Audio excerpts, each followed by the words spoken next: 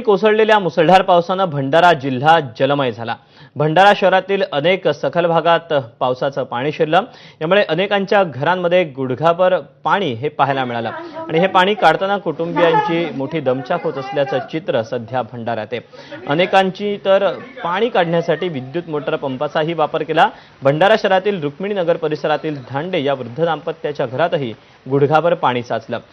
यांचा मुलगा देशाची सेवा करण्यासाठी जम्मू काश्मीरमध्ये आर्मीत सेवारत आहे आणि त्यांच्या घरात शिरलेल्या पूरपरिस्थितीची पाहणी करण्यासाठी प्रशासनाचं कुणीही एक व्यक्ती किंवा अधिकारी कर्मचारी देखील इथे आला नाही। वृद्ध दाम्पत्याच्या घरातून आढावा घेतलाय प्रशांत देसाई। भंडारा शहराला मध्यरात्री मुसळधार पावसानं अक्षरशः झोडपून काढलं आणि भंडारा शहरातील अनेक सखल भागातील घरांमध्ये पावसाचं पाणी साचलं।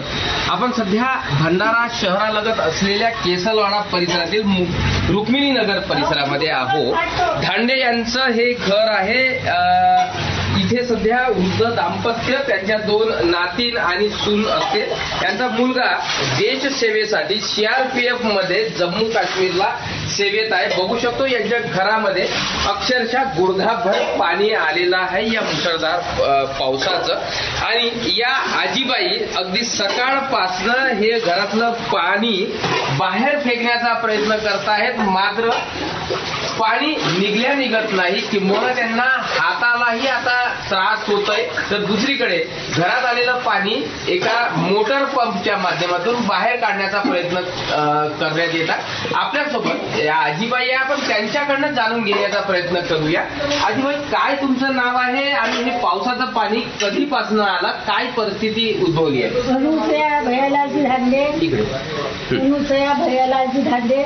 आम्ही तर आता थोडं पाणी सकाळपासून येऊन राहिला। दोघं राहते, मुलगा सीआरपीएफ मध्ये आहे आणि तिने स्वयंपाक नाल्या नाही केला, त्यामुळे नाल्यामध्ये पाणी येऊन राहिलं। त्यानं पाणी नाल्या नाही केला, त्याने भूमिकडनं पडवायची होती। आम्हाला खूप त्रास होऊन राहिला। मी सकाळ 6 वाजेपासून पाणी फेकत आहो। माझ्या हाताला त्रास आहे, 2 पायाचे ऑपरेशन झालेच माझ्या। आम्ही म्हाताऱ्यानं काय करावं सांगितलं। एक मुलगा सीआरपीएफ मध्ये आहे, देशाच्या रक्षणासाठी गेला। प्रशांत देसाई, एबीपी माझा, भंडारा। वर्ध्याच्या हिंगणघाट तालुक्यातील चांदकी इथल्या यशोदा नदीला आलेल्या पुरामुळे 4 जण